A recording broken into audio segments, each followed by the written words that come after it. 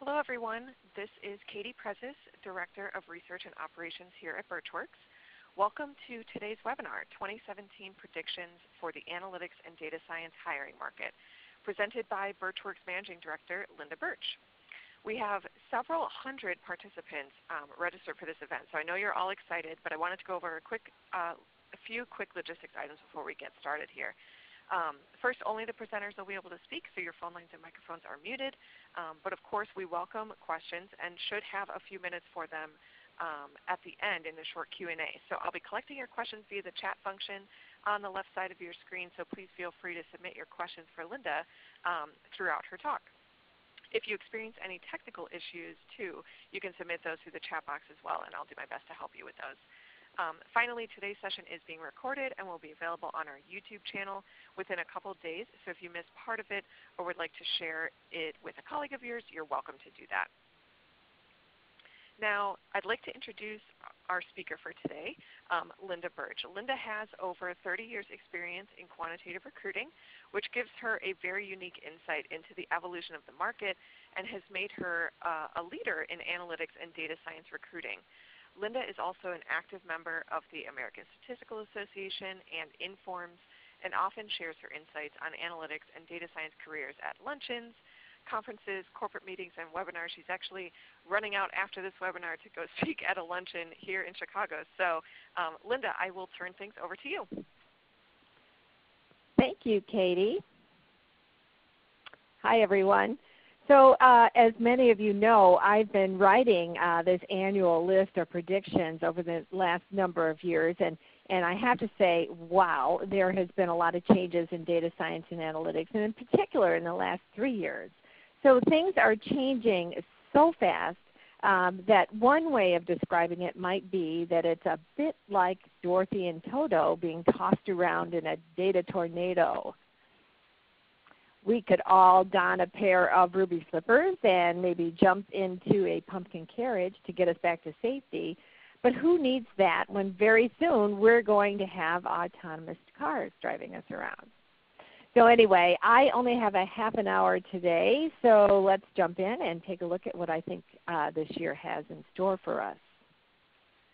First and foremost, continuous learning will be front and center. Now let's face it, keeping our skills sharp has always been important, but I predict that now with the availability of resources and the rapid evolution and introduction of new tools, continuous learning will pretty much be a way of life.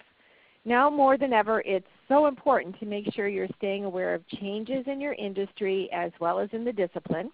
So now I am not saying that you need to necessarily learn every single new tool that's released, but you do need to be aware of what is in use. And if the market starts to shift, I want you to make sure that you shift with it. You do not want to be the one person at a firm that knows COBOL that is kept on in order to keep the legacy systems going. Right? Right. So this will take a time commitment from you. You're going to have to commit to using your personal time to continue to expand your knowledge. No more can you graduate from school and think, that's enough of that. You'll need to get used to always being involved in learning. And as one of my candidates recently said to me, it has to be on you. So I'm not just talking to the employees out there either, because this is also really important for organizations to remember. Companies must make an effort to integrate training as a natural part of their business going forward.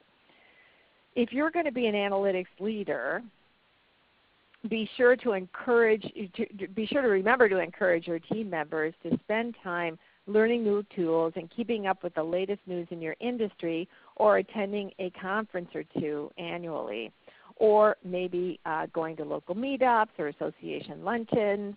And as Katie mentioned, I'm running out right now, or in a half an hour here to speak to the local American Statistical Association group. We're just doing a sort of a Ask Me Anything kind of format, so it's I didn't have to spend too much time preparing. I'm just going to be answering questions.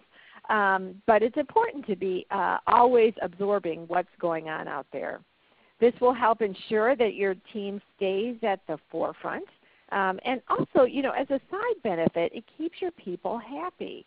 One thing that I've always noticed about quantitative people throughout my career as a recruiter is that they are naturally curious people.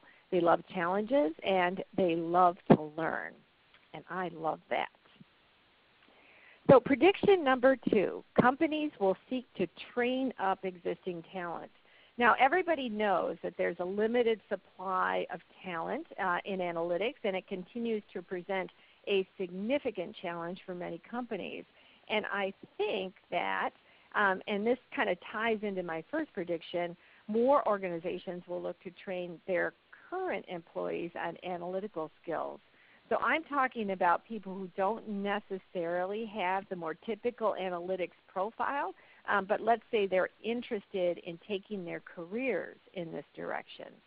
Now these current employees have the added benefit, of course, of having that domain and industry experience, which can be a huge plus when it comes to grasping the business questions that are most important.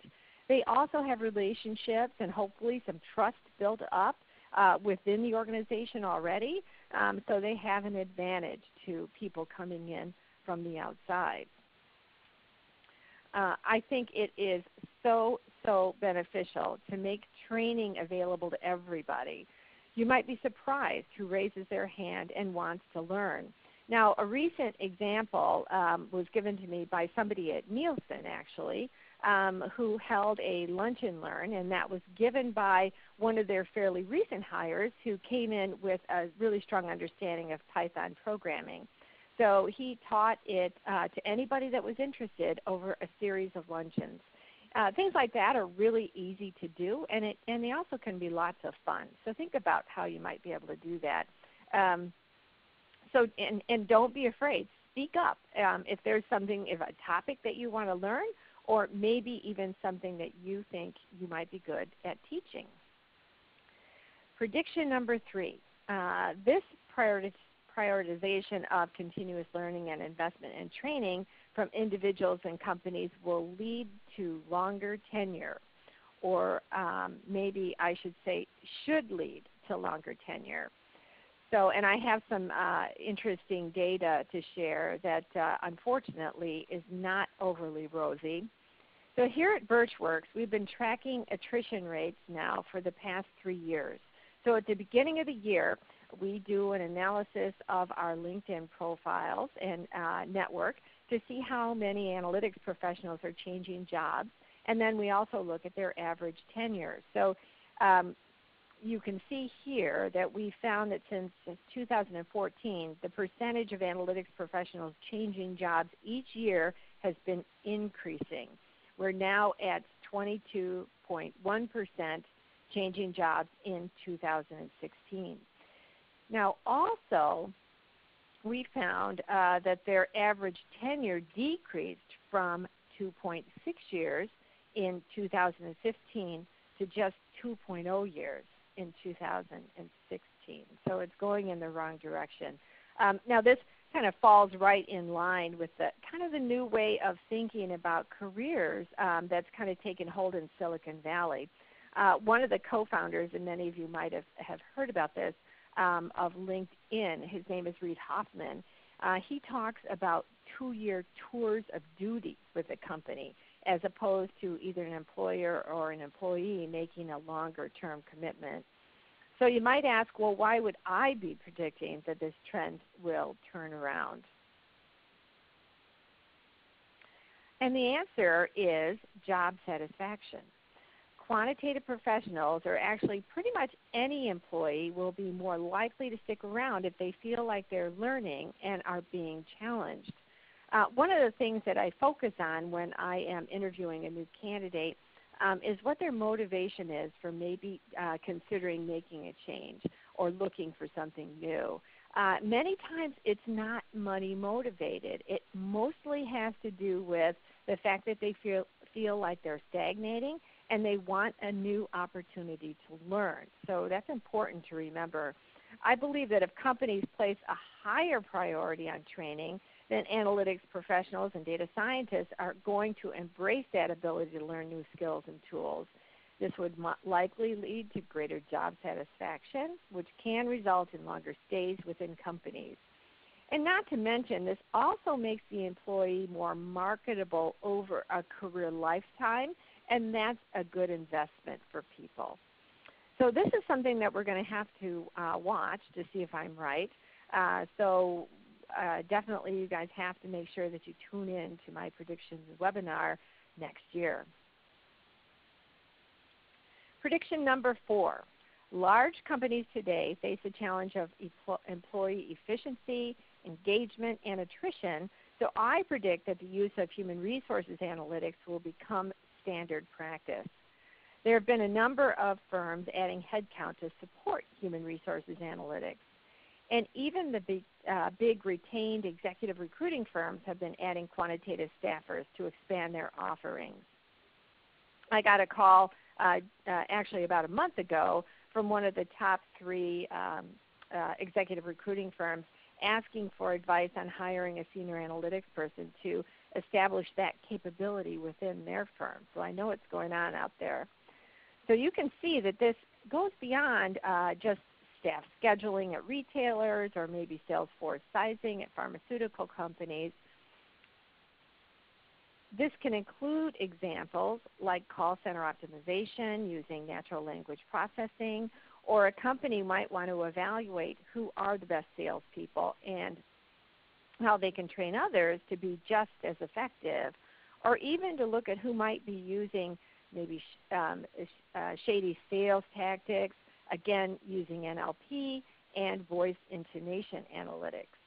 Many companies are seeing opportunity areas like this as a way to evaluate their people based on data. So prediction number 5, education options will thin out at least a little bit this year. You've likely noticed that over the last couple of years there's been an explosion of educational options. You know, that they include things like MOOCs, which is the massive open online courses, boot camps. There's many new master's programs, online micro degrees, and lots of other things. You get the idea. So this year we'll probably start to see some separation between the ineffective and overpriced options and the ones that can really create value for their participants. Interestingly enough, one of my contacts recently at Amazon told me that they are not going to be hiring from predictive analytics programs anymore. They feel that they are just not technically rigorous enough. So that was kind of an eye-opening comment for me. So to give you an idea of what these costs are, boot camps, which are typically 12 weeks of intensive programs, can cost around $15,000. Master's programs will range anywhere from, let's say, $40,000 on up to about $70,000, and that's not including the lost wages that you might have while you're in the program. But don't get me wrong, there's still going to be lots of demand for these learning options and new data science and analytics programs.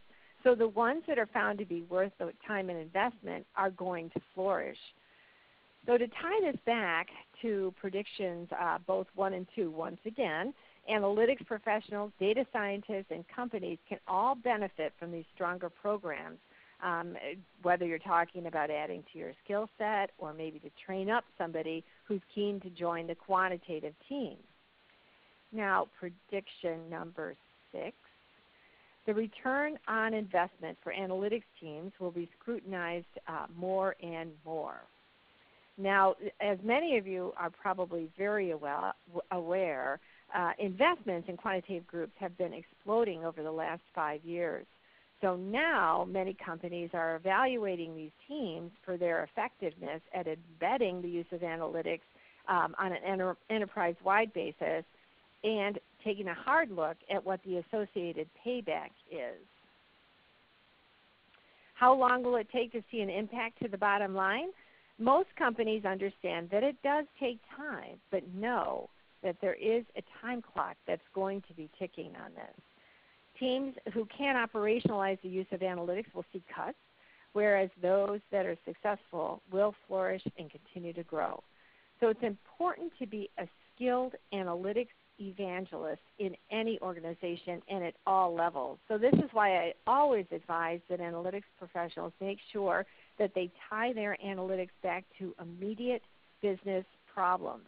It's important to make sure that you distinguish what's interesting from what's important. Prediction number 7. I think that after the 2016 presidential election, where so many analytics experts were wrong in predicting the outcome, analytics is going to be under greater scrutiny than ever. So confidence in the magic of analytics, I think, was shattered. And so look for greater skepticism in the work that you do. It's going to be more important than ever to be rigorous and accurate in your methodology, and also have the confidence and persistence to sell your ideas. Prediction number 8. The Internet of Things is really emerging as a discipline that many people are jumping into. I get a lot of requests around this. Now, a lot of IoT goes back to operations optimization, things like supply chain, maintenance scheduling, inventory management. And this is the stuff that I recruited for back 30 years ago. But now we have sensors, and that has definitely increased the volume and the speed of this data. And so analytics can have a significant impact in many cases and also in near real time. And there are dozens of other applications of sensor data. I've already talked about predictive maintenance, but others might include autonomous vehicles, which are going to impact the insurance pricing and also car ownership, energy conservation capability with a smart home connectivity and commercial building monitoring, even individual monitoring health status, allowing for personalized medicine and also early detection of problems or disease. So this is an area that many quantitative people are gravitating towards. So all of a sudden, working in an industry like automotive is getting interesting, really interesting. Prediction number 9. We are starting to hear from more people that they are interested in mission-driven career options. So there's a bit of been there, done that attitude toward things like recommender engines or real-time bidding, ad targeting, stuff like that, as analytics professionals want to do something new. I was talking to an upcoming Harvey Mudd math grad, and he was telling me that the kids coming out of school now are not overly interested in organizations like Facebook as much anymore. What he said is it's just working on advertising. So there's lots of examples of this.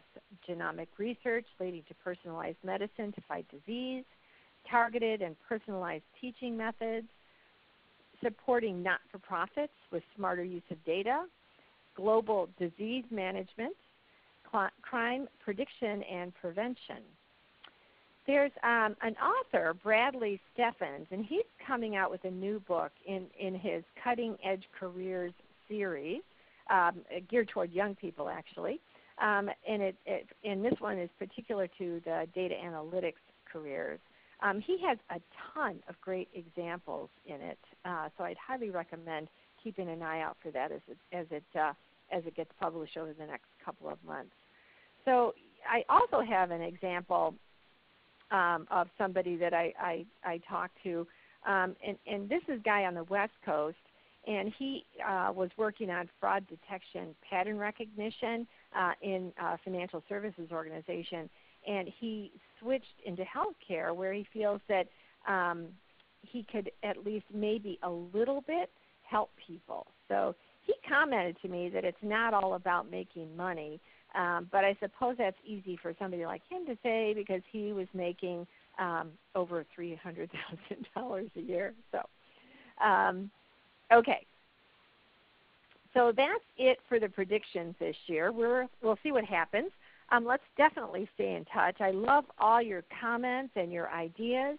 Many thanks to all of you for sharing your insights and experiences with me. It's amazing, the interesting stories that I hear. So before I get to your questions, though, I want to leave you with what I consider to be my one best piece of advice. The most important thing to remember as a quantitative professional is that you need to be open to change. I guess this might be true for almost everybody, but because you're working in an industry that's going through such rapid development, it's doubly important for you. It's actually pretty simple and obvious, but I think it requires deliberate action on your part. So having this ability to change and evolve will serve you well throughout your career, no matter what industry or role you're in. Be ready to dive right in. Okay, let's go back to Katie for a quick Burtch Works commercial, and then I'll take a few of your questions. It looks like we have a decent number of them coming in. Katie? We do. Thanks, Linda.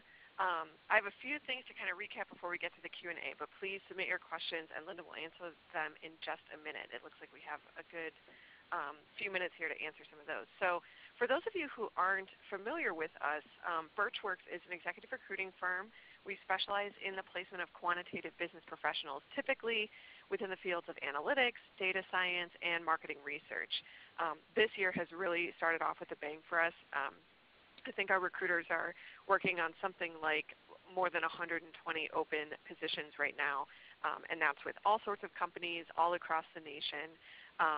We're the leading resource not only for quantitative talent, but also for insights into this field, as evidenced by today's webinar and Linda's brilliant predictions for the industry. But we, the bulk of our work is is recruiting services. So we offer both contingency and retained services. We've actually been doing a lot more retained work for those kind of lead analytics or lead data science roles as well. Higher level searches where the client's looking for more of that personalized and kind of in-depth service. So if you're planning to hire at any point this year, from an analyst up to a chief data scientist, we would love to get introduced to you, and then we can kind of continue the conversation when your needs are more immediate later in the year. But part of our insights on the market, we also produce 3 comprehensive salary reports every year for our main specialty areas, and each contains more than 30 pages of data and can be downloaded for free at burtchworks.com/study. If you're interested in more insights about the analytics and data science hiring market, like the ones presented today, check out burtchworks.com/blog, where we post periodic updates with hiring market insights and analysis, as well as our flash surveys, which I'm sure many of you know about, including things like who uses data science and analytics, work products, how is analytics hiring varies by industry, long-term career growth advice, and insightful interviews with chief analytics officers.